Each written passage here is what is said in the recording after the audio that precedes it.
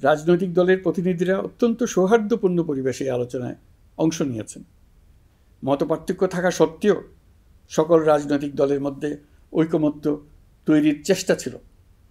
আমরা আশা করছি এই ঐকমত্যের ভিত্তিতে অচিরে রাজনৈতিক দলগুলি জুলাই সনদে স্বাক্ষর করবে এবং এর বাস্তবায়নেও ঐকমত্যে পৌঁছাবে।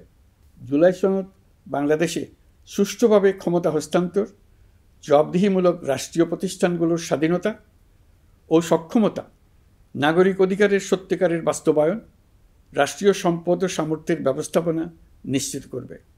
আমাদেরকে নিশ্চিত করতে হবে ভবিষ্যতের কোনো সরকারই যেন আর ফ্যাসিস্ট হয়ে উঠতে না পারে।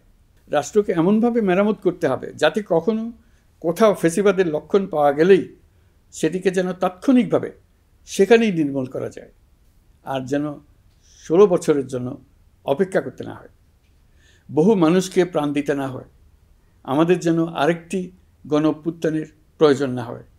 জুলাই আগস্টের মানবতাবিরোধী অপরাধ মামলায় বিচার কাজ দৃঢ়ভাবে এগিয়ে চলেছে। বিচারের আনুষ্ঠানিক শুনানি পর্বও শুরু হয়েছে।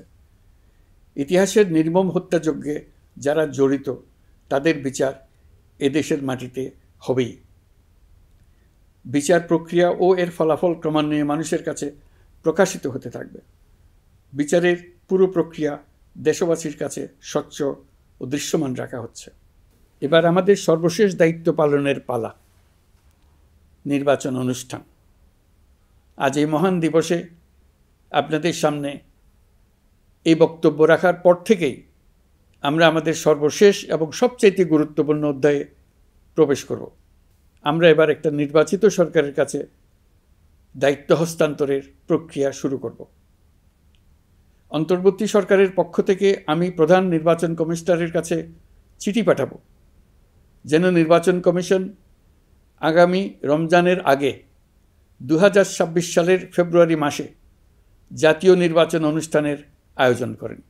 আপনারা সকলেই দোয়া করবেন যেন সুন্দরভাবে নির্বাচন অনুষ্ঠান করে এদেশের সকল নাগরিক একটি নতুন বাংলাদেশ গড়ার কাজে সফলভাবে এগিয়ে যেতে পারে। আমরা সরকারের পক্ষ থেকে এই নির্বাচন যাতে সুষ্ঠু, শান্তিপূর্ণ এবং উৎসবমুখরভাবে সম্পন্ন করা যায় সেজন্য সকল প্রকার সাহায্য সহযোগিতা প্রদান করব।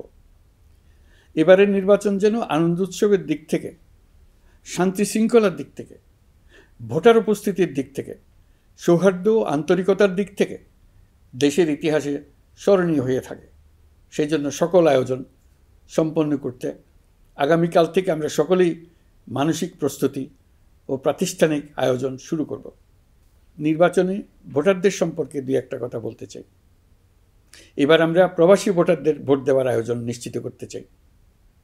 অর্থনৈতিক দিক থেকে সম্পূর্ণ বিধ্বস্ত বাংলাদেশ যে আবার দ্রুত ঘুরে দাঁড়াতে পেরেছে তার বড় কারণ হলো আমাদের রেমিটেন্স যোদ্ধাদের ঐতিহাসিক অবদান। নির্বাচনে তাদের অংশগ্রহণ নিশ্চিত করার জন্য নির্বাচন কমিশন প্রস্তুতি নিচ্ছে। নারী ভোটাররা যেন দেশের সর্বত্র নির্দ্বিধায় আনন্দোৎসাহ সহকারে তাদের ভোট দিতে পারে এটা নিশ্চিত করতে চাই। এবার যেন কেন্দ্রে কেন্দ্রে নারী ভোটারদের ঢল নামে, আমরা সেই লক্ষ্যে সমস্ত ব্যবস্থা গ্রহণ করব।